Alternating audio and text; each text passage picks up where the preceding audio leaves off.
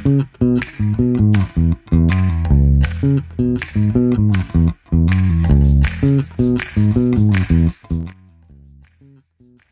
so kita start dengan soalan A, iaitu dia kata formulate the cost function and constraint function. Cara-cara untuk cari cost function, seperti mana kita tahu formulanya adalah wages darab labor tambah dengan rate dengan capital. So dekat sini kita boleh tahu yang wages kita adalah 10L tambah 5K. So cost function kita adalah ni. Okay, so seterusnya constraint function. Nak cari dia seperti mana kita tahu constraint function samalah dengan production function, iaitu dekat sini. Okay, so kita salin balik, kita tulis kita pergi dekat insert equation, lepas tu script tekan ni, sini kita salin balik L, atas ni pergi kat fraction, kuasa 3 per 5. Okay, seterusnya K pula. K dia K kuasa 2 per 5. Okay, besarkan sikit. And then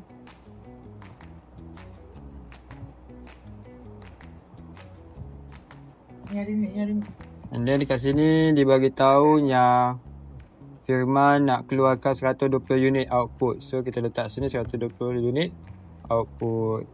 So kita dapatlah constraint function adalah ni. Okay, so seterusnya soalan B, iaitu dia kata set up the objective function in a cell. Kita hanya set up production function dengan cost function sahaja. So macam mana kita nak set up production function? Kita ikutlah seperti mana yang dibagi tahu tu. Production function kita berapa? Iaitu L. L tu apa? L tu adalah kita buat sama dengan labor. So labor kuasa kurungan 3 per 5 tutup kurungan, dan kita akan darab dengan capital. Capital kita adalah 100. Itu kuasa dalam kurungan 2 per 5. Okay, tutup kurungan. Jangan lupa tutup kurungan juga. So kita akan dapat production function kita adalah 100. Kemudian set up objective function untuk cost function. Kita tengok sini WL tambah RK. So kita buat sama dengan wages darab L labor, and then kita akan tambah dengan R. Mana R? Iaitu K15 darab dengan capital. So kita akan dapat 1500. Okay, seterusnya soalan C. Use the solver to determine the value of L and K that minimize the cost. So dekat sini kita akan menggunakan solver. Macam mana nak pergi dekat solver, iaitu kita akan tekan data dan tekan solver. Okay, so dia akan keluar macam ni. So dekat set objektif, kita akan setkan objektif kita adalah cost function. Dan enter. Kita to minimize min. Kita pergi dekat min sebab kita nak minimize cost. And then by changing variable cells, kita akan pilih labor and capital. Okay, sebagai variable kita. And then kita akan add subject to the constraint. Kita akan add production function equal to constraint kita berapa, iaitu 120, which is dekat sini tekan 120, and then kita tekan OK. Okay, seterusnya kita tekan solve, yang kita OK. Tada! So kita akan dapat labor kita adalah 107.01 46, manakala capital kita 142.4912. Production function kita dapat 119.99999, cost function 1782.60. Okay, so seterusnya soalan D. Dia kata suppose the wage rate increases from 10 to 14 while the capital cost remain unchanged. Determine the value of L and K that minimize the cost. So, apa yang akan terjadi? Macam mana kita nak tentukan nilai L iaitu labor and K iaitu capital apabila wage rate meningkat daripada RM10 kepada RM14. So first sekali kita just copy ambil data dekat atas ni and then kita paste dekat sini. So lepas tu kita ubah wage 10 kepada 14 and then cost function akan bertukar jadi 1900. Kemudian kita akan pergi ke data, lepas tu tekan solver and then kita reset balik semua, reset all. Okay, kita masukkan set objektif kita adalah cost function, tekan cost function kat sini, enter and then set pada minimum and then by changing variable cell kita pilih labor and capital kita iaitu 100. Kemudian kita tekan add. Cell references kita adalah production function and then equal constraint kita adalah 120. Okay, so kita tekan OK and then solve and then OK.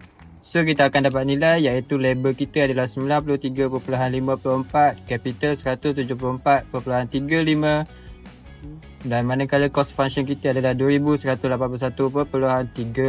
Okay, kemudian compare the result with part C and interpret the economic meaning of this change. Part C kita, okay. Part C kita labor kita dapat 107, manakala part D kita dapat 93. Capital 142 dan capital D kita dapat 174. So dekat sini bermakna when the wage rate increases from RM10 to RM14, the firm reduces the use of labor and increases the use of capital because labor becomes more expensive. Okay. Kemudian this shows that the firm substitutes labor with capital to minimize production costs while maintaining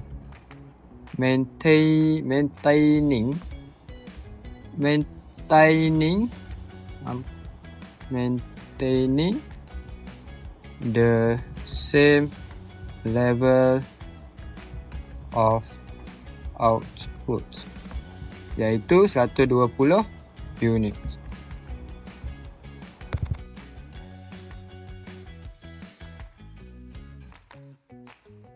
Okay, seterusnya soalan E. Now assume the firm wants to increase output to 180 units while keeping the original price, RM10 for labor, RM5 for capital, and then find the new optimal value of L and K that minimize the cost. So dekat sini kita just copy balik data asal dia dekat soalan B, then kita paste. So kita akan ubah iaitu output 120 kepada 180. Okay, so kemudian kita pergi ke data dan solver untuk tentukan nilai labor dan K. Sebelum tu kita reset semua and then kita setkan objektif kita iaitu cost functions and then kita set pada minimize the cost and then by changing variable cell labor and capital. Lepas tu and then kita add cell references kita adalah production function, and then equal constraint kita adalah 180 iaitu output target, and then kita tekan OK, dan last sekali kita tekan solve, and then OK. So kita akan dapatlah nilaian iaitu label 160.361, capital 214.059. So that's all.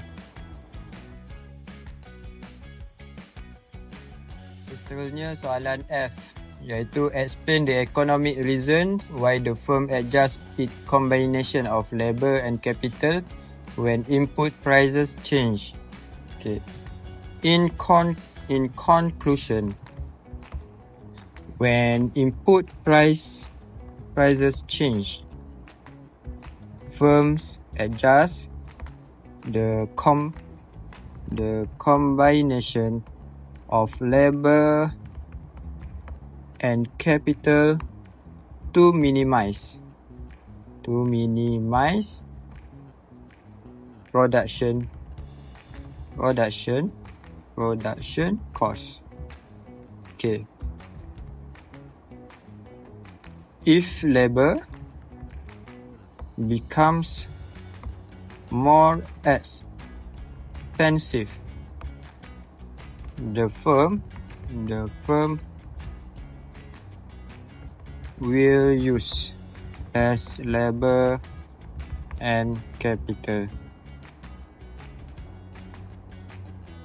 This helps the firm produce the same output at the lowest possible cost. That's all. Thank you.